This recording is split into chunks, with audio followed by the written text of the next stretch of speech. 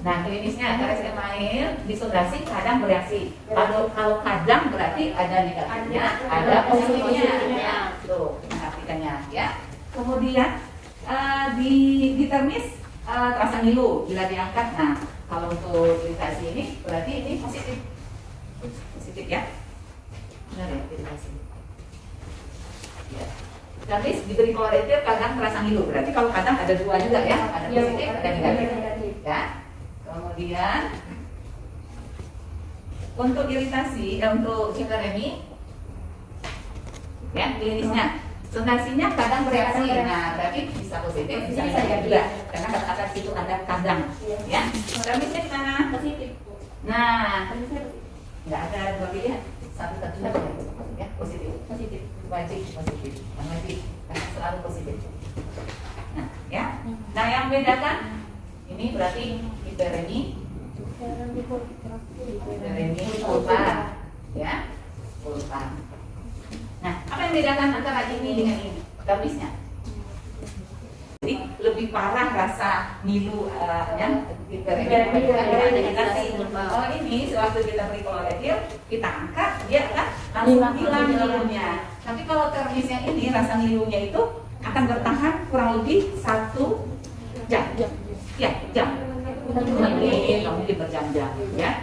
Kurang lebih 1 menit baru hilang, ya. Menandakan kalau ini memang lebih parah dibandingkan dengan ini, ya. Kedalamannya juga lebih parah.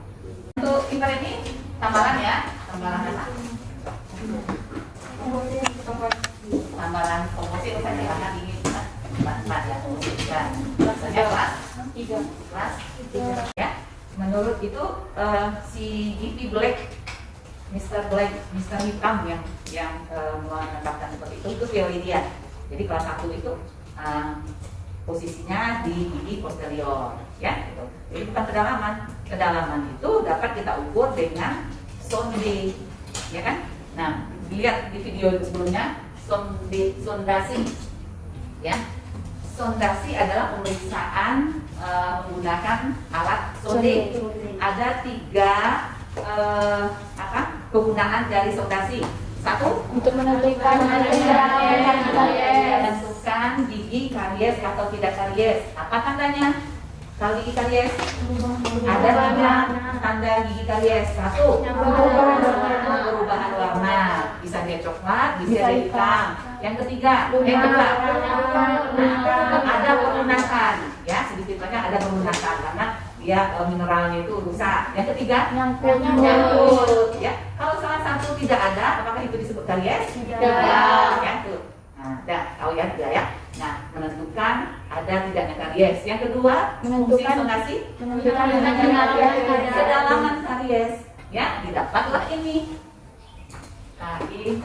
Nah, kamu harus tahu, harus biasakan ya, yang kaki itu seberapa. KI itu biasanya mencapai karies enamel sampai DEJ, dentino enamel junction. Yang mana itu tempatnya? Antara enamel dan DEJ sampai sini batasnya. Tuh, ya, itu disebut dengan karies enamel atau iritasi pulpa. Ya, karies enamel biasanya iritasi pulpa dia. Kalau karies dendrit biasanya bisa ini. Ya, nah itu berarti untuk menentukan kedalaman karies. Ya, yang ketiga, untuk menentukan gigi mati, menentukan vital atau tidaknya. Tandanya kalau gigi masih vital, disondasi, dia akan ngilu atau sakit. Berarti gigi vital. Untuk apa? Ketahui gigi itu kalau kita menentukan diagnosa, gigi itu ada yang vital, ada yang non vital, ya. Non vital. Vital itu maksudnya masih hidup, masih bereaksi dia, masih ngilu, masih sakit. Nah, yang vital ini apa saja termasuk diagnosa gigi vital? Sondasi,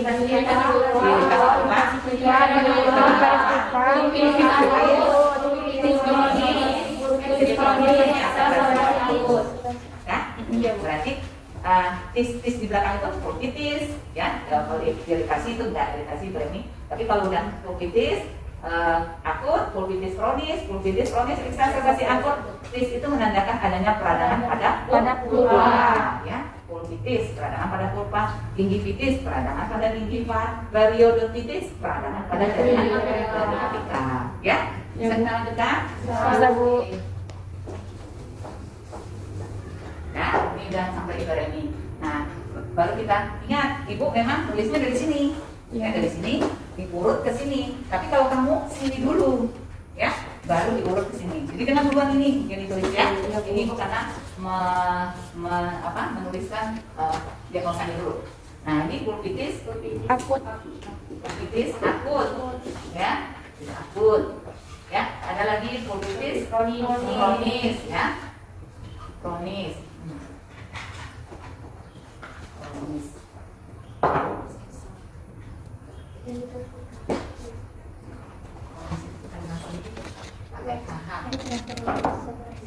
Kronis.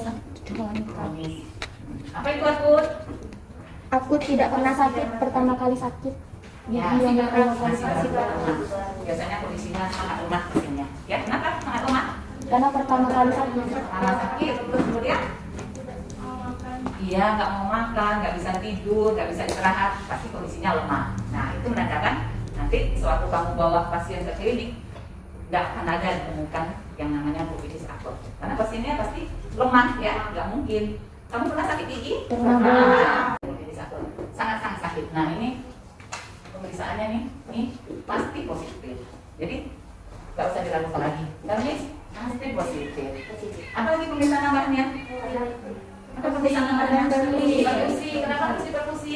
Karena nengok vitamin. Iya, karena kumannya dia sudah sampai ke pulpa. Kariesnya di sini sudah karies pulpa.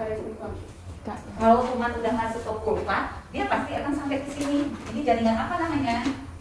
Jaringan apa namanya? Periodontal. Ya. Nah, kalau di sini positif, berarti ada dari peradangan pada jaringan periodontal kita sebut periodontitis. Ya, jadi di sini ada plusnya diagnosanya, ya, periodontitis. Oke, nah, ini terserah mau gigi apa, ya, mau gigi tidak enak boleh. Nah, apa ininya pengobatannya? Kalau udah pulpitis dia udah meradang pulpanya, diapain? Premedikasi itu apa maksudnya? Premedikasi apa maksudnya? Ya, premedikasi itu pengertiannya dulu. Pengobatan. Jadi hanya diobat, ya. Jadi ada yang oral berarti diminum. Ada yang topikal, berarti kita berikan ke lubang giginya tadi obat, ya. Nah, kalau yang diberi langsung ke giginya apa biasanya? Hah? Oh, bukan eguan, bacaan enak. Egenol, ya, egenol, ya, egenol, minyak cengkeh, ya, iguana lah. Diberi iguana di bawah, ya. Egenol. Egenol, ya, original, ya, ya, itu minyak cengkeh, ya, kalau dibawain kayak minyak cengkeh. Nah, itu bisa kita bersihkan bukan harus dikorek-korek benar, ya. Bayangkan gigi pasien itu udah nggak ada sakit benar, ya, disuruh buka mulut aja dia udah kadang-kadang sambil gemetar gitu, ya, saking sakitnya. Jadi jangan disuruh maksa. Kalau dia bisa buka mulut itu bagus. Tapi kalau dia nggak bisa, ya udah jangan dipaksa.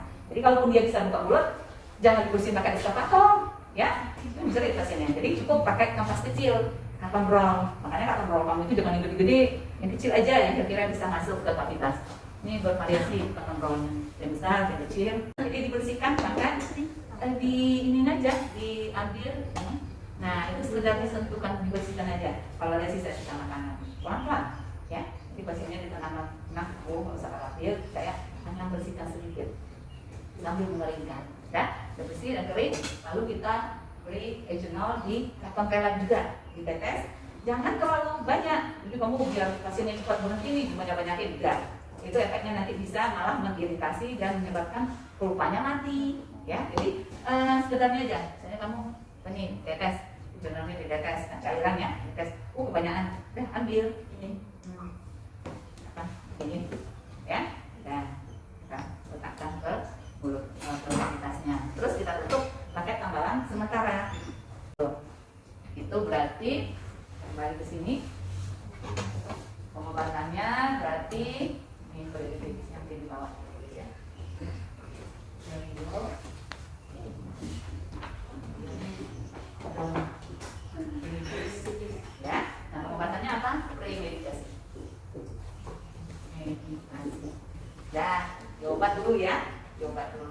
Kalau udah habis obatnya, ibu datang kembali. Nah, datang itu ada dua kemungkinan yang akan kita lakukan. Pertama, kalau mahkotanya masih bagus, di PSA, dirawat. PSA itu ini di jalur saluran pulpa ya. Ini kita bersihin pulpanya, kita angkat semuanya, sarafnya, pembuluh darahnya itu kita angkat, terus kita sterilkan saluran pulpanya ini. Nanti baru kita isi pakai bahan yang untuk pengisian saluran akar. Terakhir baru ditambah. Itu yang namanya PSA. Ya, kamu harus tahu. Tapi bukan kompetensi kamu. Ya, nah itu harus tahu. Jadi jangan pasal gigi pasien udah sakit kayak gitu, kamu mengarahkan, wah ini harus dicabut ibu. Nah, itu ya, jangan seperti itu. Karena kamu sudah belajar bisa di PSA. Ya, kamu kan promotif yang lebih ini ya, pada kurangnya. Nah, selain PSA, ya apa lagi? Ekstraksi, ya, ekstraksi. Kalau masukkannya udah nggak memungkinkan lagi, udah tipis dindingnya, jadi ekstraksi aja lah. Ya, ini juga di PSA ini lihat karakter pasiennya juga. Pasiennya kalau kooperatif, oke.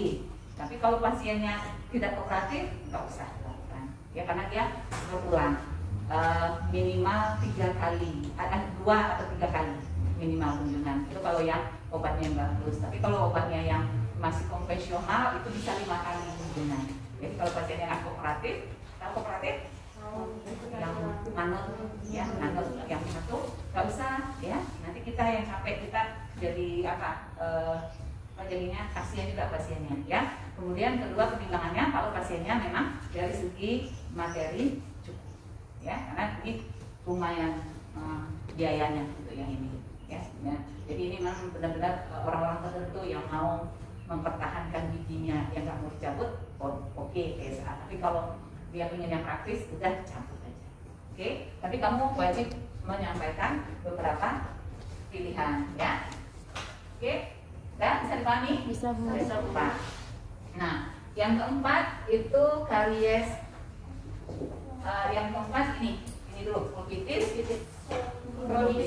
kronis. Dia merupakan lanjutan dari pulpitis akut. Jadi udah diobat nih, biasanya pasiennya gimana? Patut datang seminggu lagi? Udah nggak sakit lagi. Rata-rata nggak datang. Nah, dibiarin aja. Nah, tiba-tiba udah sebulan atau sebulan berikutnya sakit lagi. Ya, biasanya somasinya positif. Ya, kamis positif. Perkusi bisa positif, bisa negatif. Dan misnya juga bisa negatif juga ya. Ya, karena ini udah mulai rendah ya,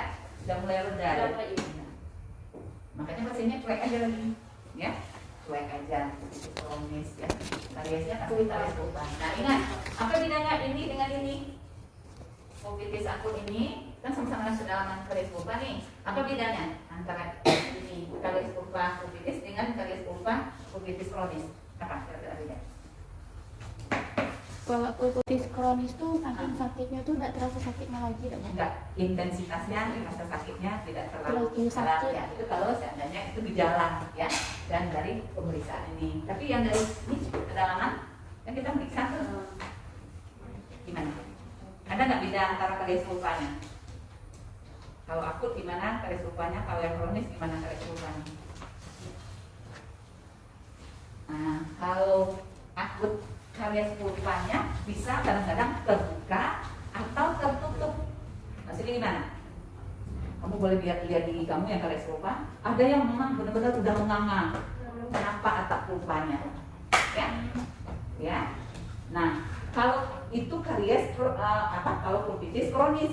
Tapi kalau dia pulpitis akut, jarang yang terbuka kayak gitu ya. Dia kadang-kadang malah hanya 1 titik aja yang kena ke pulpanya. Jadi kalau kita meriksa itu kadang-kadang kita bingung. Ini karies pulpa atau karies intinya? Karena kita periksa belum terlalu dalam.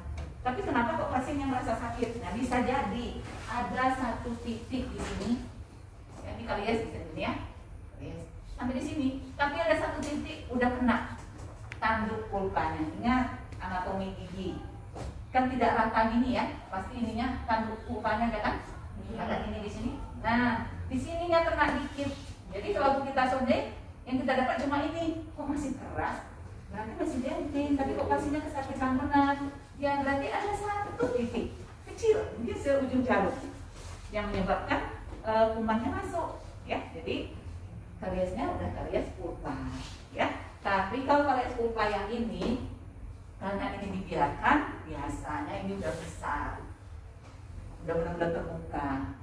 Ya, tuh, jadi jarang lah karies pulpitis kronis ini yang kecil seperti ini. Pasti pulpanya terbuka. Ya, itu bedanya antara pulpitis akut dengan pulpitis kronis dari segi kedalamannya. Ya, karies pulpanya. Saya nih bisa? Bisa. Oke, kita lanjut ya. Nah, ini diapain kalau pulpitis kronis? Sama aja. Nah, sama dengan di atas ya. PSA, ekstraksi. Ini sangat-sangat aktif. Ini sudah ada intensitasnya, ya kadang-kadang di kopi, di intip resep dokter yang sebelumnya apa ya, oh ya beli sendiri biasanya di warung, kapiter obat sendiri, dan rendah biasanya nih sini ya. Kemudian ada suatu waktu itu giginya benar-benar sakit sesakit-sakitnya. Apa ya, kemarin minum obat ini aja spontan udah langsung sembuh. Ini kok aku udah minum lagi, aduh turunan sakitnya. Balik lagi lah ke dokternya. Dokter, gigi saya kemarin itu aduh sakit lagi, gimana ya, kemarin udah nggak jarang sakit, tapi ini sakit sakit-sakitnya sama dengan sakit pertama dulu. Bisa seperti itu? Bisa. Nah, itu apa namanya? Pulpitis kronis. akut, Pulpitis kronis. ekstrabasi akut. Eksaserbasi, bukan ekstravasi ya. Eksaserbasi akut. Jadi yang udah kronis tadi berubah lagi jadi akut. Kenapa? Kok bisa berubah dari kronis jadi akut? Ada beberapa faktor. Ya, satu, daya tahan tubuh lemah. Kamu kecapean, terus kamu suka begadang. Nah, bisa nanti jadi itu, ya. Nah, biasanya datang lagi nih untuk ini gigi mas gigi yang sama nih, ya gigi 35, dia karies pulpa, ya. Nah, ini udah sama dengan ini, ya. Positif, sama dengan ini, ya. Ini sama. Disentuh pun jadi takut ya. Ya. Namanya pulpitis kronis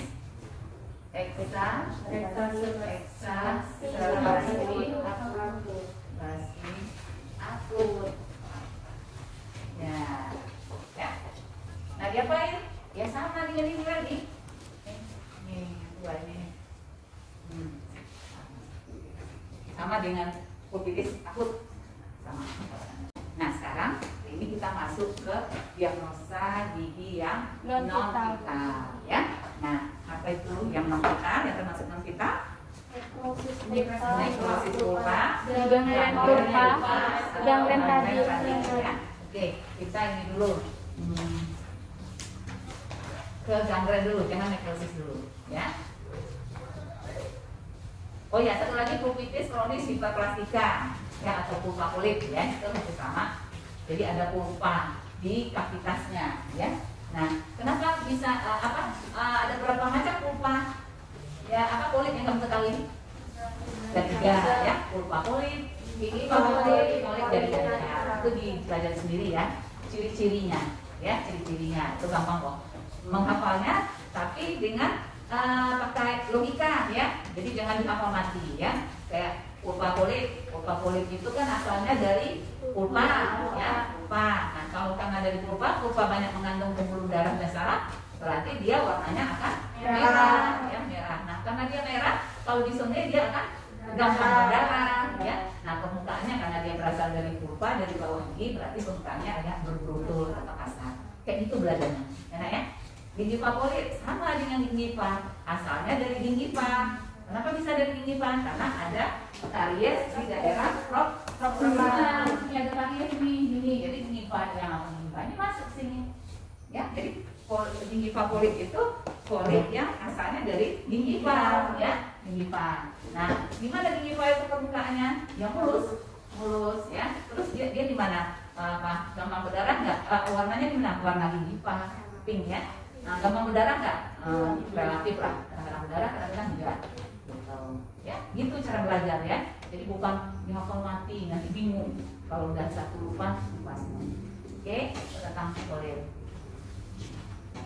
Nanti akan kamu ketemui. Kamu punya adik yang kira-kira masih SD? Nah, lihat. Biasanya gigi yang satunya itu ada, kalau dia karies ada politnya. Ya, kenapa bisa jadi polit kayak gitu? Hah? Nanti dibaca.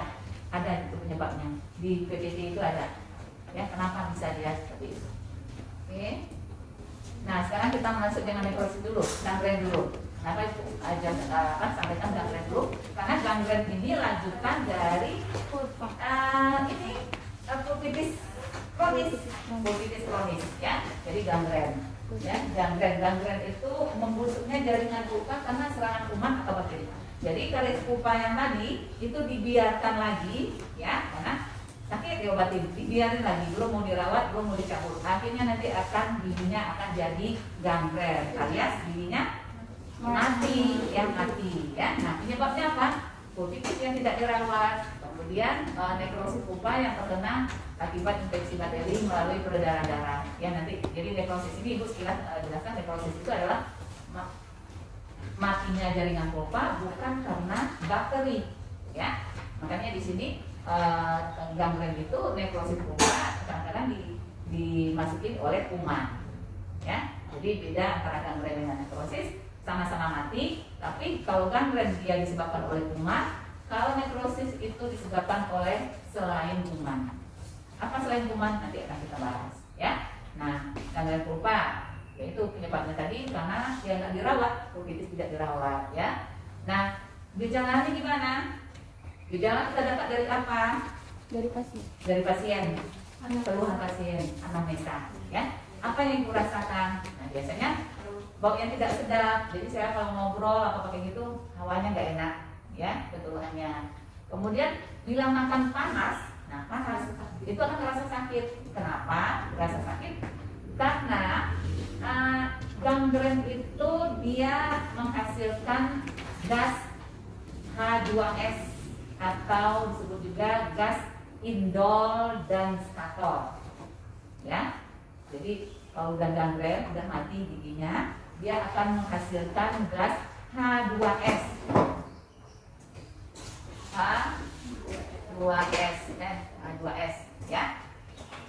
Yaitu gas indol dan skator. Apa itu? Siapa yang SMA jurusan apa? Yang kayak bau kentut tuh. Ya, amonia. Amonia. Ya. Nah, kalau ada kamu kentut, nah seperti itulah kira-kira. Tapi kentutnya bau ya, kalau nggak bau ya enggak. Ya, amonia. Nah, itu mengeluarkan gas amonia, ya. Terus apa lagi? Nah, kita lihat secara klinis. Misalnya gigi ini ya, gigi ini beratnya dilanjutkan giginya, dan gigi 5, ya. Ini ibaratnya berikutnya lagi dia periksa ya, gigi 5, karies pulpa, ya. Di sini dulu ya, tadi gangren ya, gangren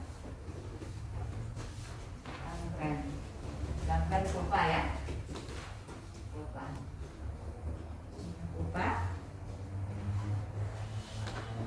Nah, klinisnya gimana?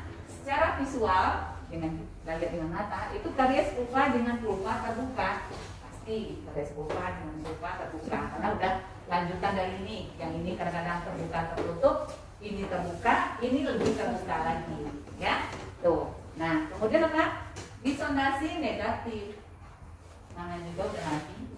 Sondasi negatif. Kermis? Negatif. Perkusi? Nah, perkusi ada kemungkinan positif dan negatif, ya, karena dia tidak berhubungan dengan gigi. Perkusi itu karena hubungannya dengan sini. Kalau dia memang udah sampai ke bawah, gangrennya berarti ya perkusinya positif. Tapi kadang-kadang bisa negatif, ya. Ya. Nah, kemudian nah, ada di situ namanya kemarin kita bahas tentang pemeriksaan ya, jenis-jenis pemeriksaan. Salah satunya adalah pemeriksaan membawi. Ya, jadi kalau kamu ragu, kamu akan membawi, dimasukkan ke kavitas gigi, ke kavitas gigi, ya. Nah, dimasukkan ke kavitas giginya, ya. Terus kamu lewatkan di bawah hidung. Tapi jangan ditahan nafasnya, kalau ditahan ya kebauan, ya. Nah, itu baunya khas, bau amoniak, ya. Nah, itu kalau seandainya kamu ragu, ya, nggak boleh jijik. Nah, kamu kalau udah masuk ke sini itu namanya jijik, nggak boleh. Nah, terapinya apa?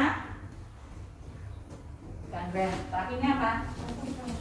Ya, kalau memang mahkotanya udah nggak bagus, ya ekstraksi aja, ekstraksi atau itu sama ya, so. Itu kalau mahkotanya jelek, ya, mahkotanya jelek.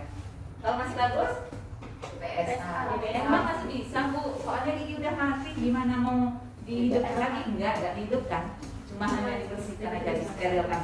Kuman yang udah sampai ke bawah, ini kita bersihkan, pakai kita sterilkan, kita matikan. Ada obatnya, ya. Nanti kamu akan belajar di mata kuliah data material, akan belajar di mata kuliah apa lagi ya? Akan belajar nanti ya, Bu. PSA ya. Bu, ada di tetangga kami ini, Bu, dia ini sakit gigi, Bu. Tapi sakit giginya sudah lama juga, sampai dia besar, itu sampai dia ini diganti rahang atasnya, diganti. Bagaimana tuh, Bu? Ya, itu nanti kita belajar ya. Jadi itu udah parah, ya, udah gangren. Terus tadi kan sudah disampaikan kalau gangren itu dia akan menghasilkan gas, ya. Nah, sewaktu dia tertutup pumpanya tadi, kavitasnya tadi, itu dia gas tadi akan berubah menjadi cairan pus nanah alias nanah, ya. Nah, dibiarkan itu dia nanah itu akan menggerogoti semua tulang rahang ini, ya. Nah, itu mungkin penyebabnya itu dari pasien kamu itu udah rahang atas atau rahang bawah ya, bawah biasanya yang diganti.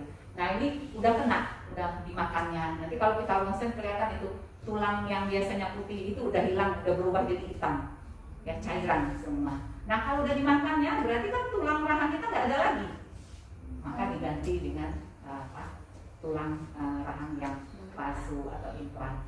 Nah, itu penyebabnya. Jadi jangan menganggap sepele gigi, ya. Nah, itu baru ke rahang, belum ke organ tubuh yang di dalam. Karena infeksi pada gigi bisa menyebabkan namanya fokal infeksi. Fokal infeksi itu adalah sumber penyakit. Sumber penyakit itu bisa menyebabkan dia ke aliran darah sehingga sampai ke organ yang ada di dalam tubuh kita, ke jantung, ke hati, macam-macam, ya. Jadi ini pintu gerbang pertama pertahanan tubuh. Kalau gerbang pertama udah kena, itu tentunya di dalamnya itu akan kena, ya. Tuh, jadi seperti itu tekanan kamu itu. Jadi dia mungkin dibiarkan sampai udah bengkak dan itu dimakannya tulang-tulangnya, ya. Nah, itu nggak bisa lagi, saya nggak otomatis tulang kainnya diganti.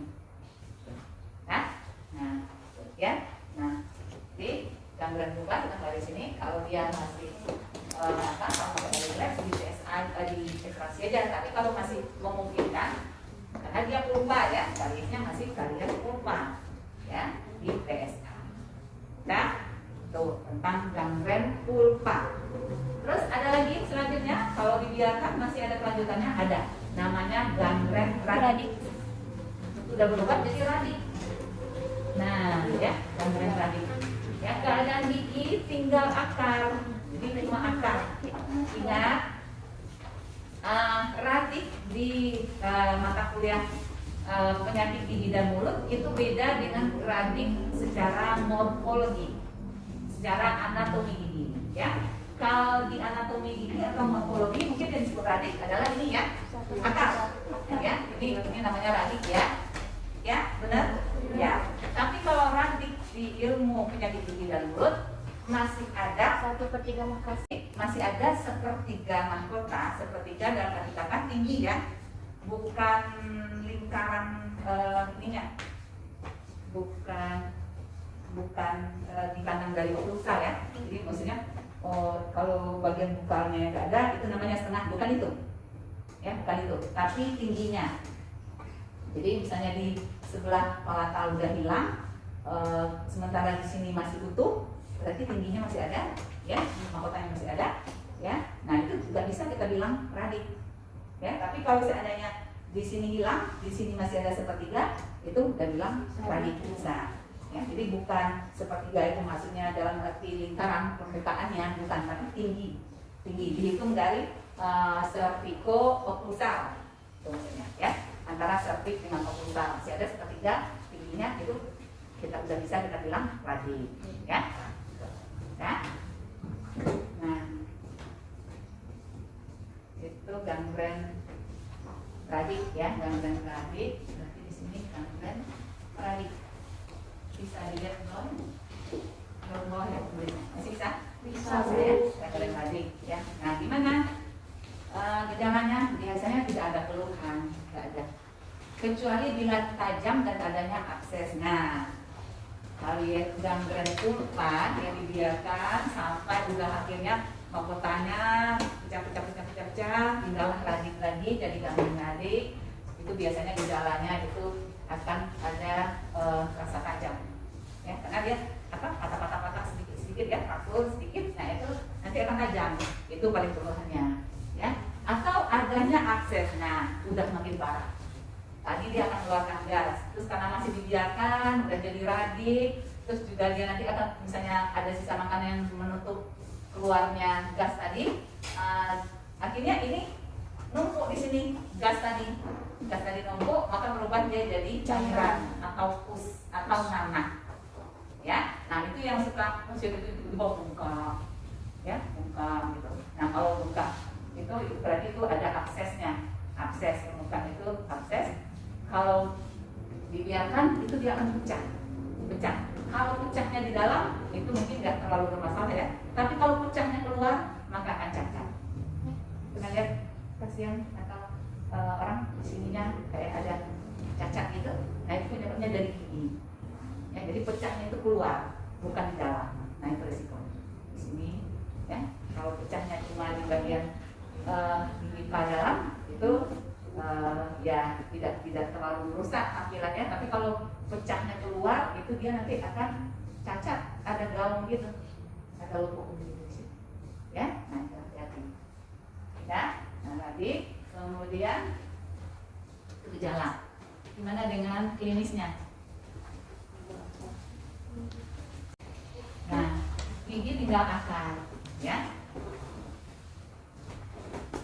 Gangren radik, tapi di sini gigi diatur aja lainnya ya, giginya gigi apa? Kalau ibu ini masih kelanjutan gigi yang tadi, gigi tinggal radik. Nah di sini kalau gangren radik, simbolnya radik ya. Terus terpisah bila bifurkasi pecah.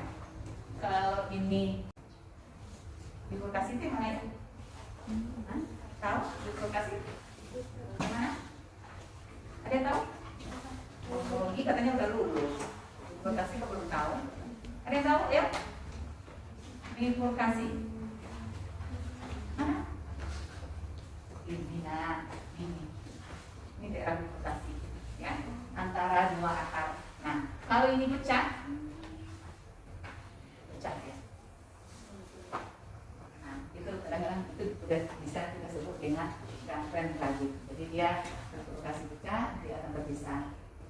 Kemudian pemeriksaan lain tidak diperlukan, perkusi dan mobility. Nah untuk radik hanya dua pemeriksaan, perkusi dan mobility. Nah mobility tulisnya seperti itu, mobility derajat. Nah perkusi dan mobility derajat ya. Nah di mana biasanya kalau radiknya, kalau gangren radik ini perkusinya di mana? Ya bisa positif, bisa negatif, karena yang kita perkusi gunanya untuk melihat kelainan di jaringan vertikal. Ya bisa aja positif atau bisa juga negatif, ya. Nah, mobility-nya pakai apa? Kita periksa. Iya, pakai apa? Meriksanya.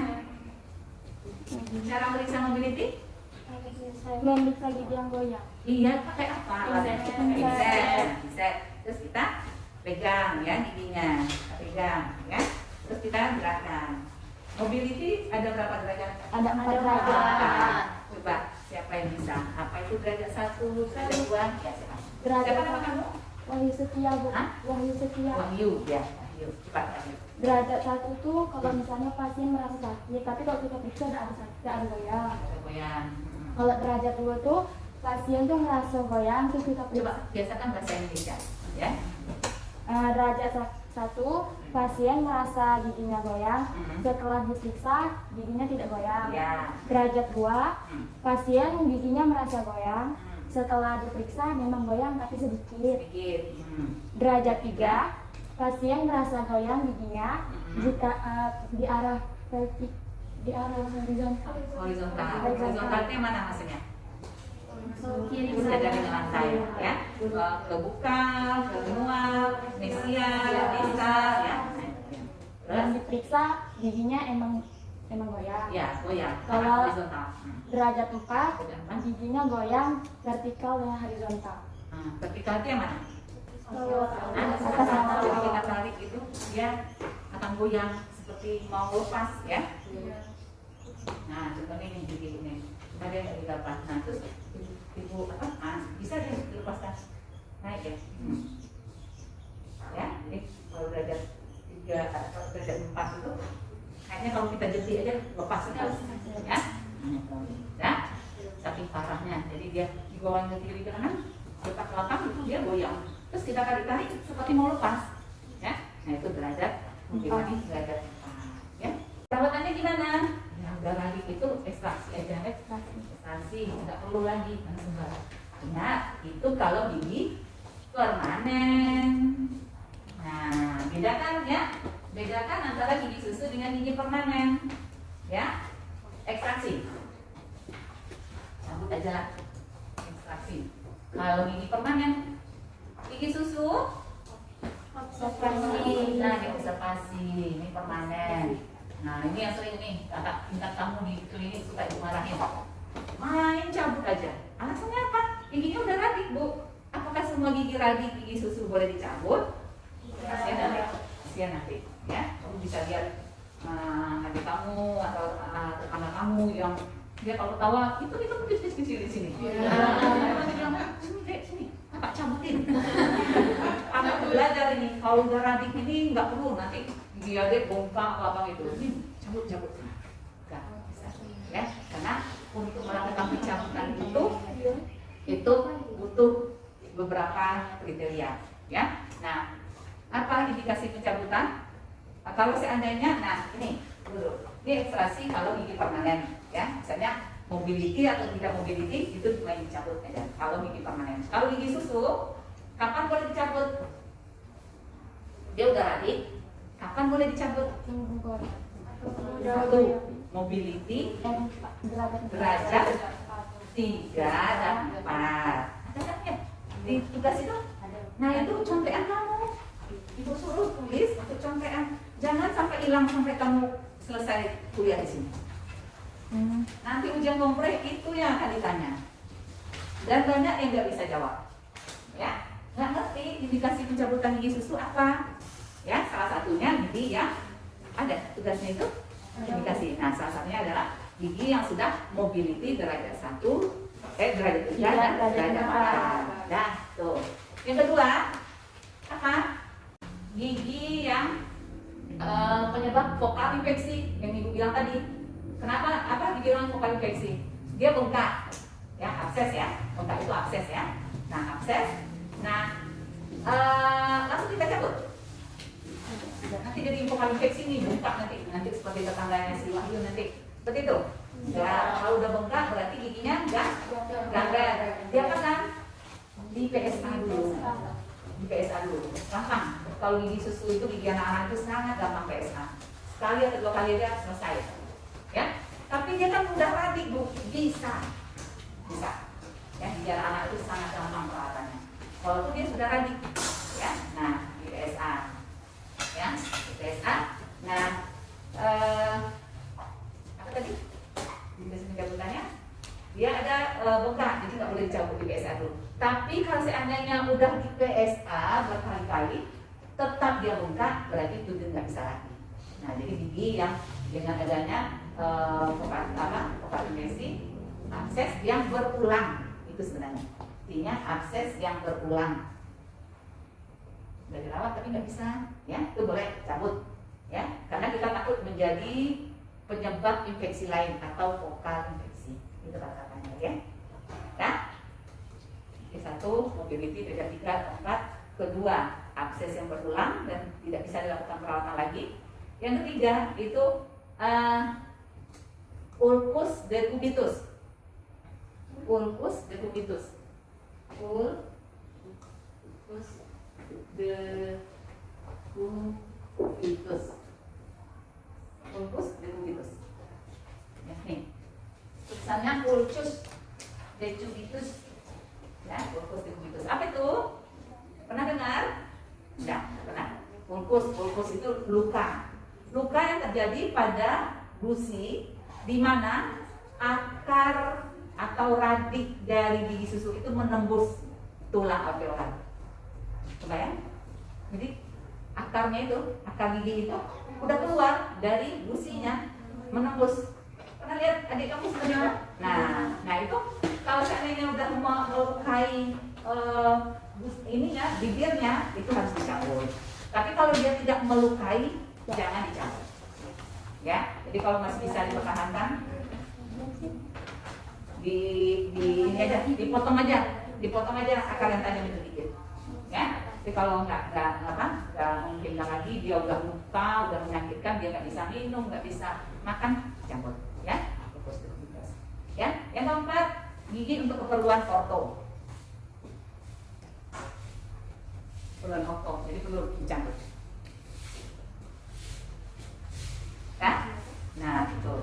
Ya. Yang kelima, sudah masanya tanggal. Dari mana tahu udah masanya tanggal? Dari mana kita tahu udah saatnya tanggal? Dari umur, lihat umurnya di situ, daftar umur, tabel umur itu. Tuh. Yang pertama. Yang kedua, menandakan dia udah masanya tanggal apa? Dari umur kita lihat, oh kayaknya udah bisa nih, udah masuk ini. Nah, yang berikutnya apa? Yang perlu kita jadi acuan lagi. Kalau memang udah masanya tanggal, mobility tadi. Nah, kenapa gigi susu itu ada istilah mobility? Kenapa gigi susu itu mengalami mobility? Gigi dewasa tidak? Gigi kamu ada yang mobility? Tidak ada. Misalnya gigi kamu udah radik nih. Terus mobility, terus minta cabut, mau cabut, tapi dengan kloretil, dengan SS gitu, pakai S, iya. Ada yang mobility gigi permanen? Tidak ada. Adanya gigi susu. Kenapa bisa terjadi mobility pada gigi susu? Karena gigi susu yang gampang goyang, Hah? Kenapa? Akan berubah jadi gigi Kenapa? permanen. Akan berubah jadi gigi permanen. Akan berubah? Berubah. Kayak ini. Iya, kenapa? Dia kan gigi baru, tumbuhnya dari bawah. Kenapa kok tahu diri aja langsung gigi susunya copot gitu? Hah? Atau ada pemberitahuan? Tidak. Jadi aku. Nah, didorongnya terus akan terjadi apa? Mobility. Dorong-dorongan. Hah? Ya kenapa kok bisa goyang? Karena sudah waktunya. Iya, didorongnya, ini gigi susu nih, terus didorong dari sini. Kenapa dia bisa goyang? Pernah lihat gigi susu, mata gigi susu kamu? Pernah ada. Coba lihat. Apa yang aneh di gigi susu itu? Ya pasti. Terus apa? Selain kecil apa? Warna putih. Nah, terus apa lagi? Coba lihat apa bedanya dengan gigi permanen, gigi susu kamu? Kayak tajam-tajam gitu. Kayak tajam-tajam. Giginya lebih besar. Ada akarnya? Ada. Kenapa kok bisa hilang? Apa memang gigi susu itu nggak ada akarnya dari awal? Diciptakan memang nggak ada akarnya. Hah? Memang diciptakan oleh Allah itu gigi susu itu tidak ada akarnya. Kenapa bisa seperti itu? Karena didorong dari bawah, maka akan terjadi proses resorpsi. Menciut, bukan menciut, menghilang, terkikis. Resorpsi, sini aja lah ya.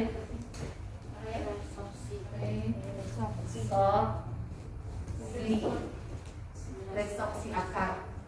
Ya, jadi akarnya itu terkikis, ya, apa? Hilang. Nah, kalau gigi tidak ada akar, otomatis dia goyang.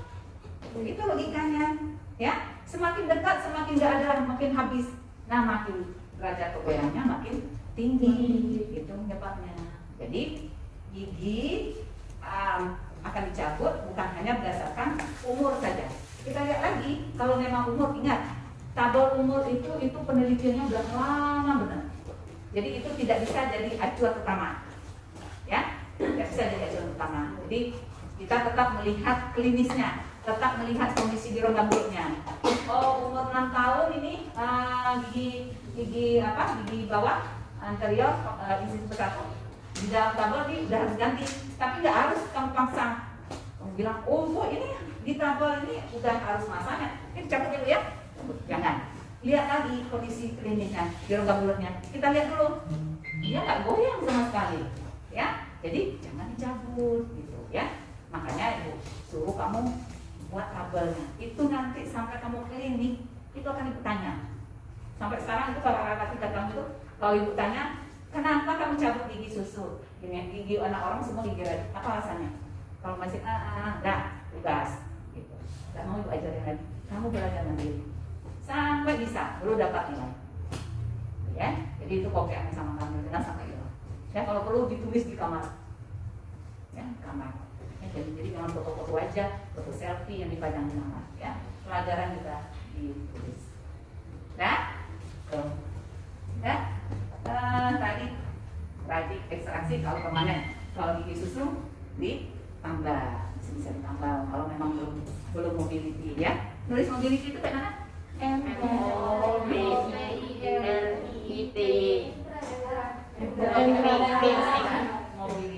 derajat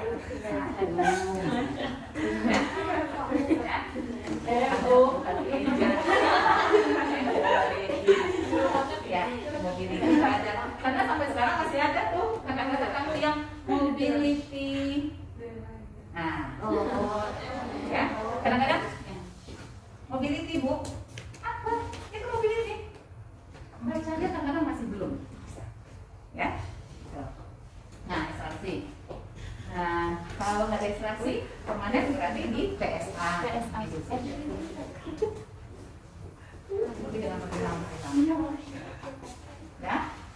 Nah, kalau nggak bisa dirawat lagi, ya, diekstraksi belum masanya tuh berganti, ya. Di PSA udah sangat susah, benar nggak PSA udah kecil benar, rupanya kelihatan. Terus dia apa gigi susu? Dicabut nggak bisa, ditambal nggak bisa, di PSA nggak bisa, dia kan observasi, ya. Ya. Observasi. Ya. Observasi. Ya. Tuh. Nah, gangguan vulva, gangguan. Terakhir nekrosis. Nekrosis, ya, nekrosis ini jarang ketemu. Ya. Ini nggak muat lagi, dan kita jelaskan ini aja ya. Nekrosis. Nah, nekrosis ini apa bedanya dengan gangren? Ya, nekrosis sama-sama mati, ya. Tapi satu karena matinya karena kuman, berarti ada karies ya. Yang nekrosis itu mati, tapi bukan disebabkan oleh kuman. Nah, penyebabnya apa? Trauma. Apa itu trauma? Trauma. Apa itu trauma?